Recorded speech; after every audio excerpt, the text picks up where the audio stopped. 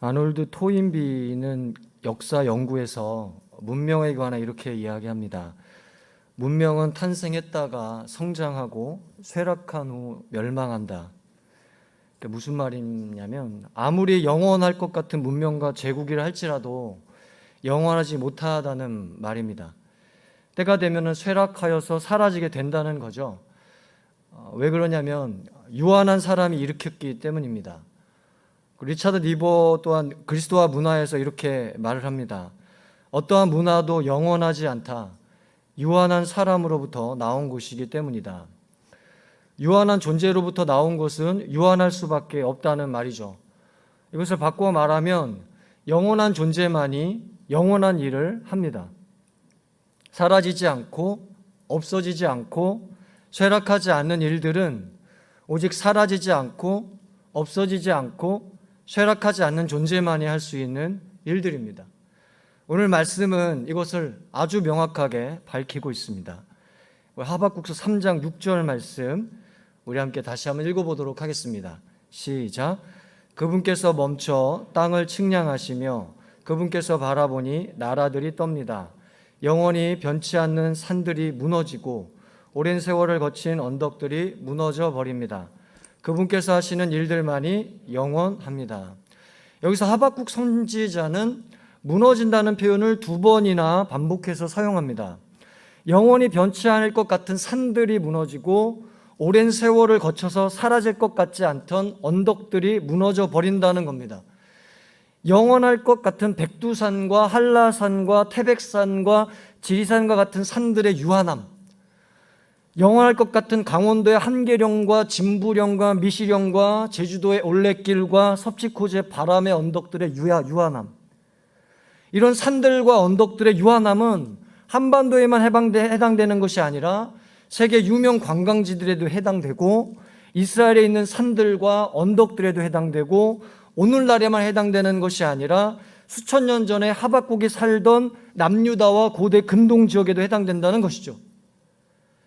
사람들이 자주 말하는 게 있죠. 사람은 잠시 살다 가지만 저 산과 들은 영원하다. 이 말에 하박국은 아니라고 하는 거예요.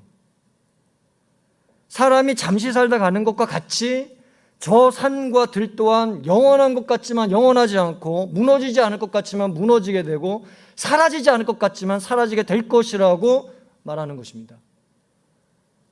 그렇다면 왜 하박국 선지자는 이런 산들과 언덕들의 유한함을 반복해서 말하고 있나요? 그 다음을 강조하기 위해서죠. 그분께서 하시는 일들만이 영원합니다. 하나님께서 하신 일들만이 영원하다.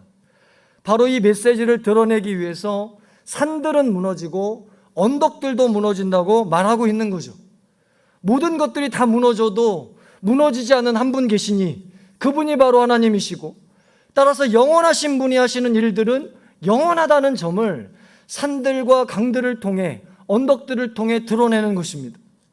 어둠을 통해 빛을 드러내듯이 검은색을 통해 하얀색을 드러내듯이 약함을 통해 강함을 드러내듯이 유한한 산들과 언덕들을 통해서 무한하고 영원하신 하나님과 그 일들을 드러내는 거죠.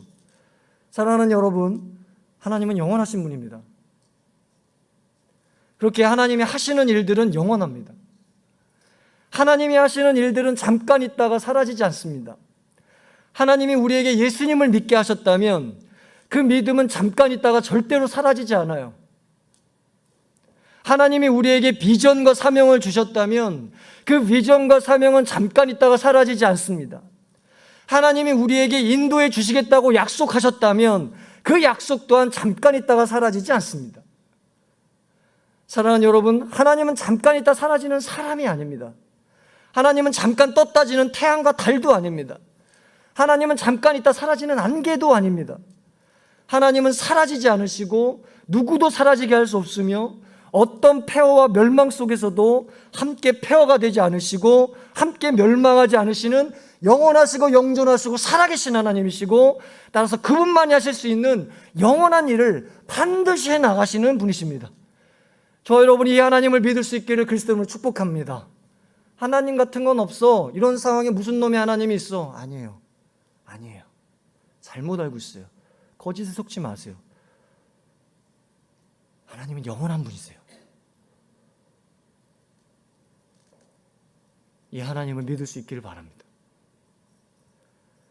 그런데 영원하신 하나님께서 하시는 영원한 일들에는 우리가 환영할 일들도 있지만 우리가 환영하고 싶지 않은 일들도 있습니다. 이게 굉장히 중요한 포인트죠. 우리는 보통 하나님이 하실 일들을 기대한다고 하죠. 이 말 속에는 하나님이 하실 일들을 한편으로만 국한시키는 성향이 있어요. 하나님은 우리에게 좋은 일들만 하시는 분이라고 생각하는 겁니다.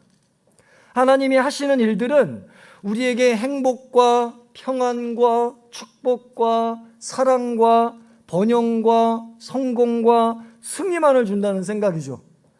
이와는 다르게 불행과 불안과 저주와 미움과 가난과 실패와 패배는 하나님이 하시는 일들과는 따로 분리해놓고 생각해요. 우리가 쓰레기 분리수거를 할 때 비닐은 여기에, 플라스틱은 여기에, 종이는 여기에 따로따로 분리시켜 버리듯이 하나님의 영원한 일들에 대해서도 행복과 평안과 축복은 여기에 따로 있고 불행과 불안과 저주와 미움은 여기에 따로 분리시켜 놓는 거죠. 이렇게 하나님의 영원하신 일들에 대해서 분리해서 생각하는 사고방식은 정말 위험할 수 있어요. 정말 위험할 수 있어요. 왜냐하면 불행에 빠진 사람들은 하나님이 하시는 영원한 일들에 배제되고요, 행복하게 사는 사람들은 하나님이 하시는 영원한 일들에 해당된다고 생각하기 때문이죠. 그러면 이 세상에서 불행한 일을 겪는 사람들은 하나님이 하시는 영원한 일들에는 배제되고 그들에게 일어난 일들과 하나님이 하시는 일들과는 전혀 무관하다는 건가요? 그렇다면 예수님을 믿게 돼서 이 땅의 삶을 살아가는 동안에 자식을 먼저 보내서 불행에 처하게 된 신앙인들은 하나님이 하실 일들과 무관한 사람들입니까? 우울증에 빠져서 정신적으로 힘들어서 약 먹고 치료받고 있는 신앙인들, 잘 살아보고자 했지만 결국은 이혼의 길로 가게 된 신앙인들, 예기치 못한 사고로 건강을 잃어 불행한 처지에 놓인 신앙인들, 사업의 실패로 노숙자가 돼서 길에서 잠을 자는 신앙인들, 성폭력을 당해서 지울 수 없는 인생의 아픔을 갖고 자기 혐오랑 남자의 혐오감에 괴로워하는 신앙인들은 하나님이 하신 일들과 전혀 무관한 사람들입니까? 저는 정말 질문하고 싶거든요. 저는 어떤 설교자들이 이런 사건들에 대해서 설교할 때 그것은 하나님의 저주를 받아서 그렇다라고 설교를 하시거나 마귀와 악마의 소행이다라고 설교하실 때마다 정말 다시 생각하게 돼요. 정말 하나님의 저주로만 생각할 수 있는 사건일까? 정말 마귀와 악마의 소행으로만 생각할 수 있는 사건일까? 이런 사건들이, 인간이 살아가면서 겪는 모든 불행들이 하나님의 저주와 악마의 소행으로만 해석할 수 있는 문제일까? 하나님이 하시는 영원한 일들과는 전혀 상관없는 하나님의 저주로만 결론 지어지는 결정론의 문제고 악마의 소행으로만 결론 지는 마귀론의 문제인가? 이게 정말 질문하면서 그 질문을 담고 살아왔는데 오늘 말씀은 이해가 안 해서 아니라고 말씀하는 거예요. 16절 말씀, 16절 말씀 함께 읽어볼까요? 16절 말씀 시작. 그 소리를 듣고 내 뱃속이 뒤틀립니다. 그 소리에 내 입술이 떨립니다. 내 뼈가 썩어 들어가고 내 다리가 후들거립니다. 그러나 나는 우리를 침략하려고 오는 백성들에게 닥칠 재앙의 날을 조용히 기다릴 것입니다. 여기서 하박국은 자신의 뱃속이 뒤틀린다고 해요. 이거 히브리어 원어로 보면은 마음이 심히 아프다라고 말할 수 있어요. 히브리어의 관용적 표현에는 이 내장과 뱃속이 마음을 나타내기 때문이에요. 그리고 그는 그 입술이 떨린다고 합니다. 마음이 심히 아프면 나오는 반응이죠. 입술이 벌벌 떨려요. 말문이 막히는 상황이죠. 그리고 내 뼈가 썩어 들어간다고 합니다. 실제로 뼈가 썩어 들어간다는 말이 아니라 뼛속까지 아플 정도로 고통이 심하다는 거예요. 그리고 내 다리가 후들거린다고 합니다. 여러분 다리 후들거려 보셨어요? 못 움직입니다. 마음이 심히 아파서 움직일 수조차 없는 상태를 표현하는 거죠. 왜 하박국은 이런 패닉의 상태로 빠져버렸다고 하죠? 그러나 나는 우리를 침략하려고 오는 백성들에게 닥칠 재앙의 날을 조용히 기다릴 것입니다. 여기에 하박국을 패닉 상태로 빠지게 한 내용이 나옵니다. 그것은 우리를 침략하려고 오는 백성들 때문이에요. 이들에게 재앙의 날이 앞으로 닥쳐올 것이지만 이 날이 지금은 아니에요.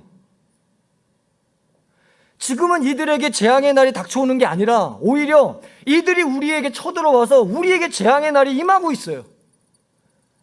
이들이 우리에게 쳐들어오고 있고 이들이 우리를 침략하려고 오고 있고 우리는 지금 이 암울한 현실 속에 처해 있다 이 말이죠. 바로 이 지금의 암울한 현실이 이 하박국을 패닉 상태로 빠지게 한 원인이었어요. 지금의 암울한 현실이 하박국의 마음을 아프게 했고 말문이 막히게 했고 발이 떨어지지 못하게 만들었어요. 그런데 하박국은 이 지금의 암울한 현실이 하나님의 저주라고 말하지도 않고요, 악마와 마귀의 소행이라고 말하지도 않습니다. 오늘 말씀을 한번 보세요. 악마가 등장합니까? 안 등장해요. 등장하지 않아요. 한마디도. 그럼 하나님의 저주가 등장합니까? 아니에요. 등장하지 않아요. 대신에 하박국은 하나님이 하시는 일들이라는 맥락 속에서, 하나님이 하시는 영원한 일들이라는 맥락 속에서 이 일들을 보고 있다 이 말이죠. 하박국은 암울한 현실을 하나님의 저주라는 분리수거함에 쳐넣은 것도 아니고 악마의 소행이라는 분리수거함에 쳐넣은 것도 아니고 하나님이 하실 일들이라는 과정 속에 두고 있다 이 말입니다. 그렇다면 하나님이 하시는 일들에 속한 이 암울한 현실, 이건 뭐 어떤 특징을 갖고 있을까? 하나님이 우리에게 이 암울한 현실을 겪게 하실 때 이건 어떤 특징을 갖고 있을까? 2절 말씀 함께 읽어볼까요? 2절 말씀 시작. 오 여호와여, 나는 주의 명성을 듣고 두려웠습니다. 오 여호와여, 주께서 하신 일을 이 시대에 다시 새롭게 하셔서 이 시대에 알려지게 하소서. 진노 가운데서도 자비를 기억하소서. 여기서 하박국은 하나님을 두 모습으로 그려주고 있습니다. 그 중에 하나가 진노의 하나님이십니다. 하박국은 무엇을 보고 진노의 하나님이라고 말하고 있나요? 남유다의 타락에 대해서 바벨론을 통해 징계하신 하나님을 보고 진노의 하나님이라고 말하고 있습니다. 또한 오만한 바벨론에 대해서 심판하시는 하나님을 보고 진노의 하나님이라고 말하고 있습니다. 남유다의 입장에서 보면 바벨론을 통한 멸망이 이들에게 찾아오는 거예요. 바벨론의 입장에서 보면 메데바자 제국을 통한 멸망이 이들에게 찾아오는 겁니다. 바벨론을 통한 멸망이든 메데바자 제국을 통한 멸망이든 이러한 멸망은 남유다에게도 바벨론에게도 피하고 싶은 현실일까요? 환영하고 싶은 현실일까요? 남유다든 바벨론이든 멸망은 이 둘 제국, 두 나라 모두에게 피하고 싶은 현실이었어요.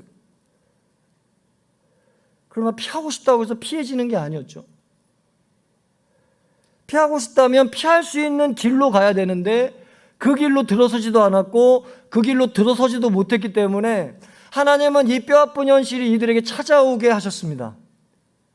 이것이 바로 하나님의 진노라는 거예요. 그것은 이들에게 찾아온 현실입니다. 진노가 뭐예요? 찾아온 현실이에요. 이들을 아프게 하는 현실이에요. 이들이 정말 피하고 싶은 현실이에요. 이들이 당하게 된 현실입니다. 이게 암울한 현실의 첫 번째 중요한 특징이죠. 우리를 찾아온다는 거예요. 저와 여러분을 찾아온다는 거예요. 이게 첫 번째 암울한 현실의 특징입니다. 두 번째는 뭘까요? 하박국은 하나님을 진노의 하나님으로만 말하고 있지 않습니다. 진노 가운데 자비를 기억해 달라고 말하고 있습니다. 여기서 하나님은 자비의 하나님이십니다. 그래서 자비는 뭘까요? 자비가 뭐죠? 진노만으로 끝내지 않는 게 자비예요. 할렐루야. 멸망으로만 끝내지 않는 게 자비예요. 찾아온 현실로만 끝내지 않는 게 자비입니다. 이게 하박국이 말하는 자비고 성경이 말하는 자비입니다. 하박국은 남유다가 멸망하는 현실로 끝내지 마시고 그 현실에 자비를 베풀어 달라면서 또 다른 현실과 가능성을 열어두고 있습니다. 멸망당해서 포로로 끌려간 그곳에서 다시 귀국하게 하시고 다시 돌아오게 하시고 다시 회복시키셔서 하나님의 영원한 일들을 보이시라는 이 가능성, 파시빌리티를 열어두는 거예요. 이렇게 지금의 암울한 현실은 이것으로 끝나는 게 아니라 그 다음으로 나아갑니다. 터널 속에 들어가면 동굴인 것 같아서 더 이상 나아갈 길이 없어 보이지만 하나님의 자비는 반드시 나아갈 길로 인도해 주시고 나아갈 길을 열어주시고 나아갈 길로 나가게 하신다는 것입니다. 그러므로 지금의 암울한 현실은 찾아온 현실이지만 찾아온 현실로 끝나는 게 아니라 거쳐가는 현실이 되는 것입니다. 찾아온 현실을 겪으면서 그 현실을 겪으며 거쳐가는 게 정말 쉬운 건 아니죠. 정말 그 아픈 현실을 겪으며 헤쳐나가는 거, 거쳐나가는 거 정말 쉬운 건 아니죠. 그런데 하나님의 이 자비하심을 믿고 나아간다면 우리에게 찾아온 현실의 아픔에서 끝내지 않고 이 현실을 겪으며 능히 거쳐나갈 수 있는 힘을 얻을 수 있을 줄 믿습니다. 저와 여러분이 이 하나님의 자비하심을 믿고 지금 찾아온 현실에서 끝내지 말고 그 현실을 거쳐나갈 수 있는, 헤쳐나갈 수 있는 힘을 얻을 수 있기를 바라고 그 현실을 거쳐나갈 수 있는 은혜를 얻을 수 있기를 그리스도 이름으로 축복합니다. 이게 암울한 현실의 두 가지 중요한 특징이에요. 첫 번째는 찾아오는 현실이고요. 두 번째는 그로 끝나는 게 아니에요. 반드시 거쳐갑니다. 거쳐가요. 그렇다면 마지막으로 이 암울한 현실을 거쳐나가기 위해서 하박국에게 무슨 일이 일어났을까? 두 가지 살펴보도록 하겠습니다. 2절 말씀 우리 함께 읽어볼까요? 2절 시작. 오 여호와여, 나는 주의 명성을 듣고 두려웠습니다. 오 여호와여, 주께서 하신 일을 이 시대에 다시 새롭게 하셔서 이 시대에 알려지게 하소서. 진노 가운데서도 자비를 기억하소서. 이 말씀에서 하박국은 두려웠다고 해요. 뭐가 두려웠을까요? 자신과 민족에게 찾아온 암울한 현실들이 두려웠을까요? 어린아이가 불 꺼진 방에 들어가면 겪게 되는 어둠 속에서 엄마 무서워라고 하는 그런 무서움과 두려움이었을까요? 아닙니다. 그러면 남유다를 쳐들어오는 바벨론 제국의 막강한 힘과 그 잔혹함에 대한 두려움이었을까요? 그것도 아니에요. 대신에 하박국은 주의 명성을 두려워했다고 합니다. 주님을 두려워했다는 거예요. 하나님을 두려워했다는 거예요. 자기에게 찾아온 암울한 현실과 이 현실들이 앞으로 어떻게 전개될지 모르는 무서움과 두려움이 아니라 또한 자기를 어떻게 할지도 모른다는 이 제국의 힘과 위협을 무서워하고 두려워한 것이 아니라 하나님을 두려워한 것입니다. 그래서 모든 두려움으로부터 자유롭게 되는 두려움을 느꼈던 거예요. 이게 굉장히 중요한 포인트예요. 칼바르트라는 신학자는 그의 교의학 개요 하나님 말씀의 신학에서 이런 글을 남겼어요. 오직 한 명령을 따름으로써 다른 모든 명령으로부터 자유롭게 되는 것이 예수 그리스도를 따르는 것이다.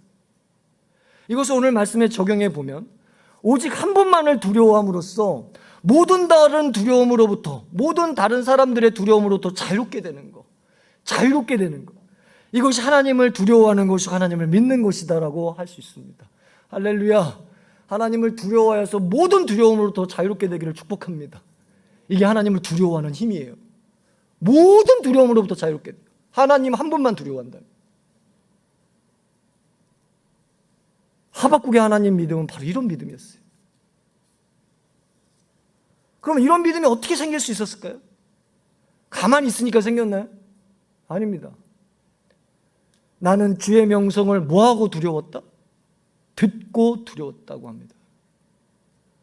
그냥 두렵게 된 게 아니라 하나님의 명성을 듣고 두렵게 된 거예요.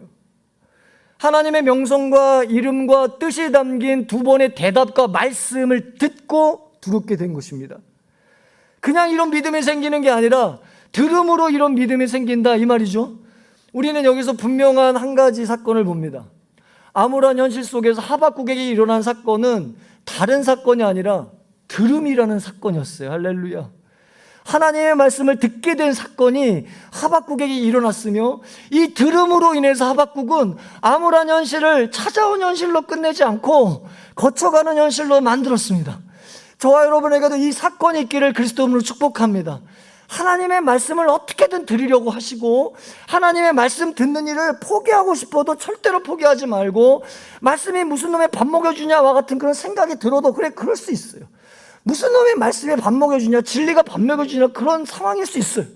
그런데 정말 이 말씀 한번 믿고 하나님의 말씀을 가까이 하면서 어떻게든 하나님의 말씀을 드리려고만 한다면, 그 마음과 그 자세와 그 태도 속에 하나님의 말씀을 들려주셔서 여러분이 찾아온 그 현실을 능히 헤쳐나갈 수 있는 힘을 주시라 믿습니다. 나 같은 죄인에게도 하나님 말씀하실 수 있을까? 말씀하실 수 있어요. 바르트는 얘기했어요. 저는 이 말이 너무 좋아요. 제 평생에 붙들고 있는 말이에요. 하나님 말씀의 신학에서 인간의 현실적인 죄에도 불구하고 그 죄 속으로 들어와 하나님 말씀하심으로 우리는 그 말씀을 들을 수 있다.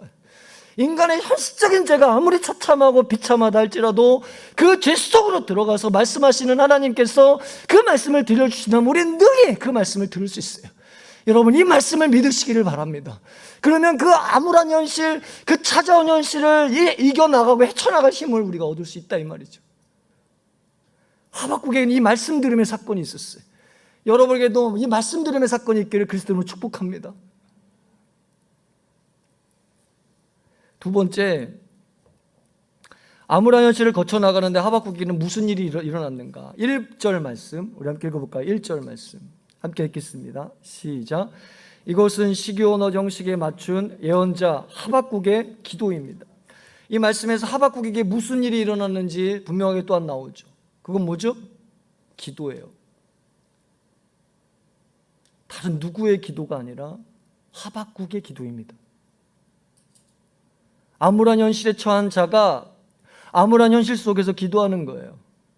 누군가에게 나를 위해 기도해줘라는 부탁만 하고 자신은 기도하지 않는 그런 사람이 아니라 누군가에게 기도를 부탁하기 이전에 나부터 기도하게 되는 그런 기도가 하박국의 기도예요.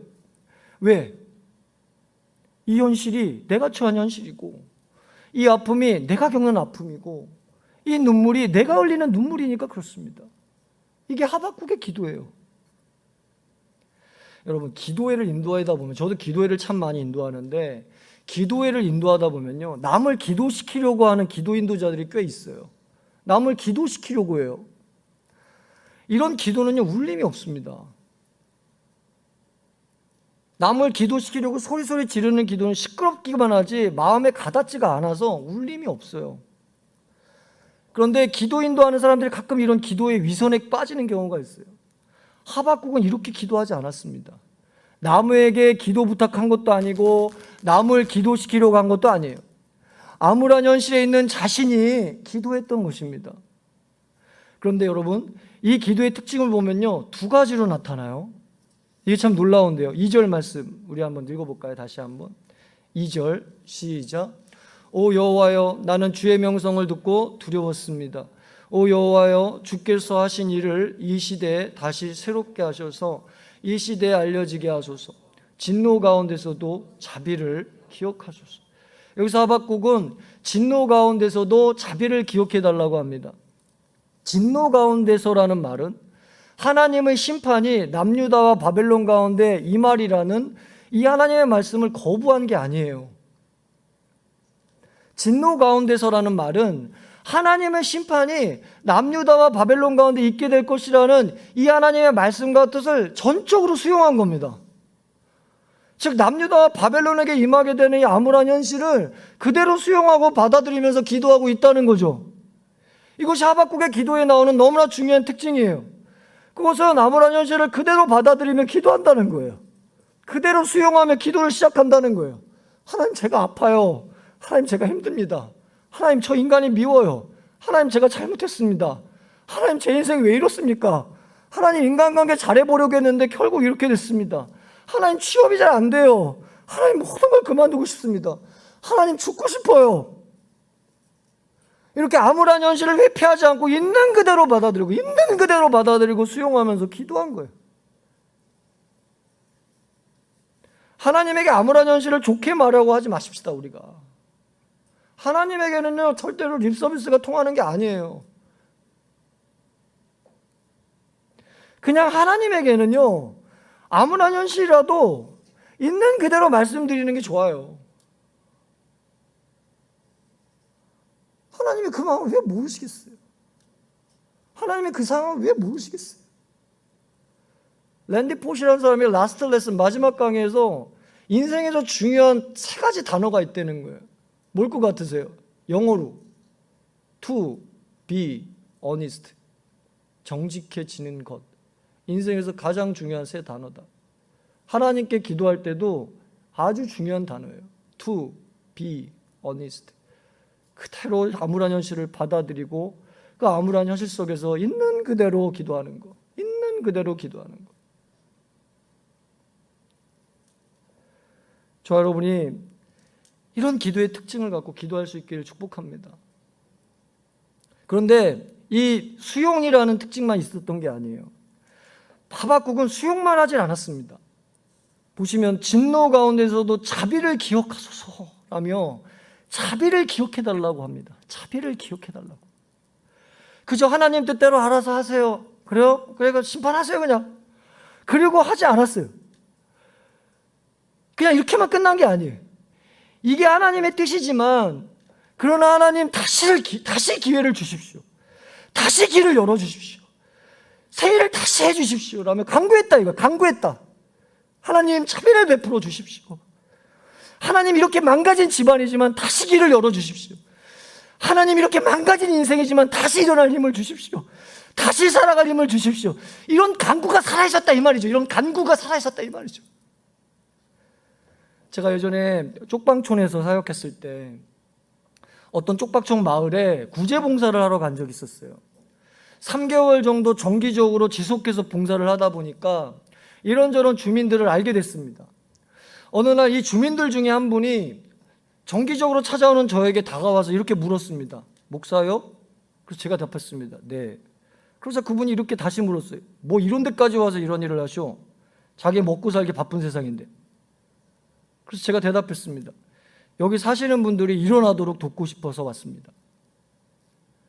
그러자 그분의 눈빛이 확 달라지면서 저에게 이렇게 쏘아붙이면서 삿대질을 하시는 거예요.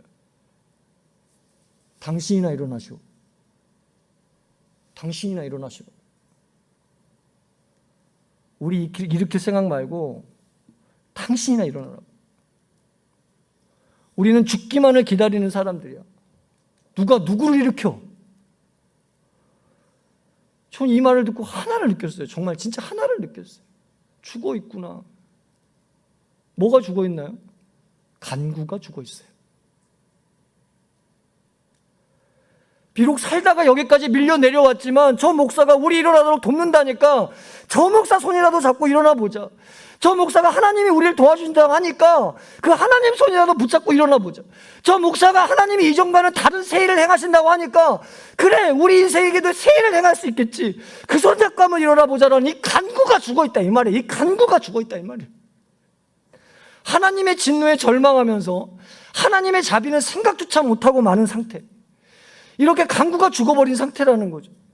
하박국의 기도는요 이런 기도가 아니었습니다. 사랑하는 여러분, 하박국의 기도는 이런 기도가 아니었어요. 하나님의 진노를 그대로 수용하면서도 하박국은 그럼에도 불구하고 하나님 자비를 베풀어 주시옵소서, 이게 끝이 아니라 새 일을 행하여 주시옵소서라는 간구가 살아있었어요. 간구가 암울한 현실을 수용하고 받아들이면서도 이게 끝이 아니게 하시고 다시 일어설 수 있게 하시고 다시 회복되게 하시고 다시 걸어가게 해달라는 이 간절한 구함이 살아있었다 이 말이에요. 여러분에게도 이런 간절한 구함이 살아 수 있기를 그리스도 이름으로 축복합니다. 왜 언제까지 체념하고 사실 거예요? 언제까지 세상은 다 그런 거야 라고만 하며 살 거예요? 하나님의 자비에 의지해서 이 간구가 살아날 수 있는 시간 될 수 있기를 그리스도 이름으로 축복합니다. 저 여러분에게 이런 기도의 사건이 일어나길 바랍니다. 주의 뜻을 받아들이고 수용하되 그것으로 체념하고 마는 게 아니라 다시 기회를 주시고 다시 힘을 주시고 다시 일으켜달라는 이 간구의 기도가 있기를 간절히 축복합니다. 말씀드리겠습니다. 하나님의 영원한 일들에는 밝은 현실만 있는 게 아니에요, 여러분. 암울한 현실도 있습니다. 이건 마귀의 소행도 아니고요, 하나님의 저주도 아니에요. 하나님의 영원한 일들 속에 그 섭리와 과정 속에 여정 속에 포함된 거예요. 아셨죠? 자꾸 마귀론 들먹이지 마세요. 자꾸 저주론 들먹이지 말고 숙명론과 팔자 들먹이지 말자고요. 우리가 결정론적인 하나님이 아니에요. 언제나 미래를 열어놓고 계신 하나님, 가능성의 하나님, possibility. 이런 암울한 현실은 하나님의 진노로 찾아온 현실이면서 하나님의 자비로 인해서 이 현실로 끝나지 않는 거쳐가는 현실이 되는 것입니다. 할렐루야. 그렇다면 이 암울한 현실 속에서 우리에게 어떤 일이 일어나야 되는가? 하박국에 어떤 일이 일어났는가? 첫째, 하나님의 말씀을 듣는 들음이 있었고, 둘째, 현실을 받아들이면서 구할 바를 간구하는 기도가 있었습니다. 우리에게 찾아온 암울한 현실을 이 말씀과 기도로 헤쳐나갈 수 있는 저와 여러분 되시기를 축복합니다.